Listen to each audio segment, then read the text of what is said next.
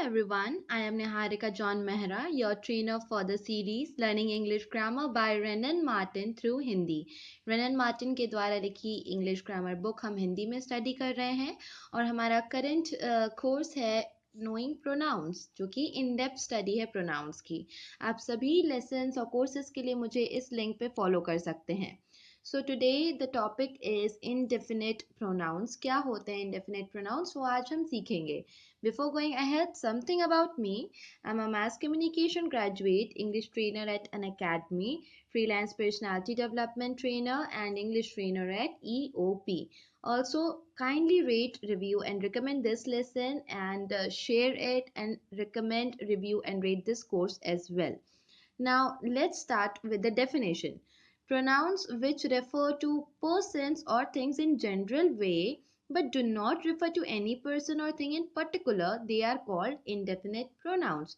Very simple to understand कि ऐसे pronouns जो कि सामान्य रूप में किसी की तरफ इशारा कर रहे हैं या किसी संज्ञा के लिए जो सर्वनाम यूज हो रहा है वो बहुत ही सामान्य रूप से कैजुअल वे में जनरल वे में यूज़ हो रहा है, लेकिन किसी पर्टिकुलर व्यक्ति या पर्टिकुलर वस्तु के लिए नहीं यूज़ हो रहा है, उस केस में हम उसे प्रोनाउंस उन प्रोनाउंस को इंडेफिनिट प्रोनाउंस बोलते हैं। कौन कौन से होते हैं यूजुअली जो हम यूज़ करते हैं इंडेफिनिट प्रोनाउंस? जैसे हो गया नन, मतलब कुछ भी नहीं, कोई भी नहीं। देन वन, ये नंबर वन वाला वन नहीं है। वन मतलब हम जब किसी को पॉइंट आउट करते हैं, दिस वन, ये वाला, इस वो ये वाला शब्द जो इंग्लिश में है उसके लिए वन जो उपयोग में आता वो है। देन ऑल, सब, सम, थोड़ा, समबडी, कोई, नोबडी, कोई भी नहीं, फ्यू मतलब कुछ, देन मैनी, बहुत, एनीबडी कोई, देन एवरीवन हर कोई या फिर सभी लोग, देन ईच वन हर एक। इस प्रकार से जो प्रोनाउंस हैं ये यहाँ पे लिस्टेड हैं, वो होते हैं indefinite pronouns. Now let's see some examples. One does not like to say so but has to speak truth. एक किसी को ऐसा कहना पसंद तो नहीं होता लेकिन सच बोलना पड़ता है। यहाँ पे one does not like to say so, किसी को ऐसा बोलना पसंद नहीं है। हम कई बार हिंदी में भी इस प्रकार से बोलते हैं जहाँ हम हमारे सब्जेक्ट को क्लियरली नहीं बताते हैं कि हम किसके बारे में बात कर रहे हैं, लेकिन जनरल वे में हम बोलते हैं कि ऐसा बोलना तो नहीं चाहिए या किसी को ऐसा बोलना तो नहीं चाहिए, किसी को पसंद हो ना हो, इस प्रकार से। So one does not like to say, किसी को ऐसा कहना पसंद नहीं होता लेकिन फिर भी सच बोलना पड़ता है। Then none has ever believed it, किसी ने भी उस पर विश्वास नहीं किया है। Then they said that one of the local banks has stopped payment. They say that one of the bank. Now यहाँ पे one of the local banks, यहाँ पे जो one है वो अगेन पर्टिकुलर नहीं बता पा रहा है हमको कि कौन से बैंक की बात हो रही है, एग्जैक्टली कौन सा बैंक है जिसके बारे में हम बात कर रहे हैं, बट इट इज़ जनरल वे में एक बात हो रही है कि बैंक जो है उसकी एक किसी लोकल बैंक की पेमेंट स्टॉप हो गई है। So next is all were drowned, सभी लोग डूब चुके थे। ऑल जो है सभी लोग के लिए प्रोनाउंस है, यहाँ पे स्पेसिफिक नहीं हम किसी का नाम ले रहे कि ये लोग जो हैं वो डूब चुके थे। ऑल हमने यहाँ पे एज अ प्रोनाउन यूज किया है। Then some are born great, कुछ जो होते हैं यहाँ पे कुछ शब्द के लिए सम का उपयोग हुआ है। Then somebody has stolen my watch, किसी ने मेरी वॉच, मेरी घड़ी चोरी कर ली। तो ये समबडी किसी के लिए यूज हुआ है जो कि इनडेफिनेट है, पर्टिकुलर नहीं है। सो इनडेफिनेट प्रोनाउंस के कुछ और एग्जाम्पल हैं।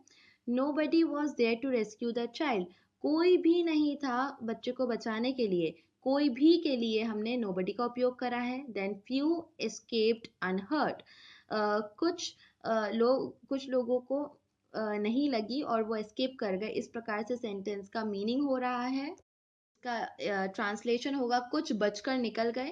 तो यहाँ पे फ्यू कुछ के लिए उपयोग आया है। Then many of them were Canadians, उनमें से काफ़ी, many of them were Canadians, वो कनाडा के जो लोग होते हैं उन्हें कैनेडियन बोला जाता है, तो many of them were Canadians. Then one or other of us will be there, मैं या फिर कोई और, one of the other of us का मतलब होता है मैं या फिर हम में से कोई और वहाँ पे होगा। तो उसको इस एक्सप्रेशन को बताने के लिए वन और अदर का उपयोग हुआ है, हम में से एक।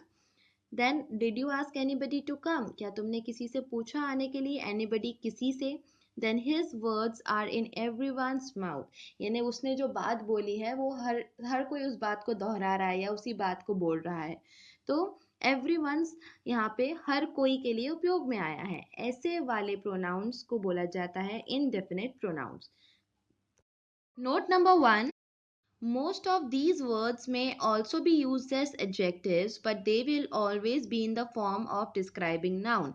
Again, ये जो अभी जितने हमने शब्द देखे few, some, many, none, जब भी संज्ञा का वर्णन करते हुए इन शब्दों का यूज हो तो वो एडजेक्टिव्स की कैटेगरी में आ जाते हैं। अदरवाइज अगर वो शब्दों के बाद में नाउन नहीं आ रहा है तो हम उन्हें प्रोनाउंस की कैटेगरी में रखते हैं। सेम डिफरेंस जो कि हमने डेमोन्स्ट्रेटिव एडजेक्टिव और डेमोन्स्ट्रेटिव प्रोनाउन में देखा था। For example, I will take you there one day, मैं तुम्हें वहां एक दिन लेके जाऊंगा या जाऊंगी। Then any fool can do that, कोई भी बेवकूफ यह कर सकता है। He is a man of few words, वो कुछ शब्दों को कहने वाला व्यक्ति है। इसका मतलब ऐसे लोग जो कि बहुत कम शब्द बोलते हैं लेकिन इफेक्टिव शब्द बोलते हैं, इफेक्टिव बातों को बोलते हैं। Then some milk was spilled, कुछ दूध गिर गया।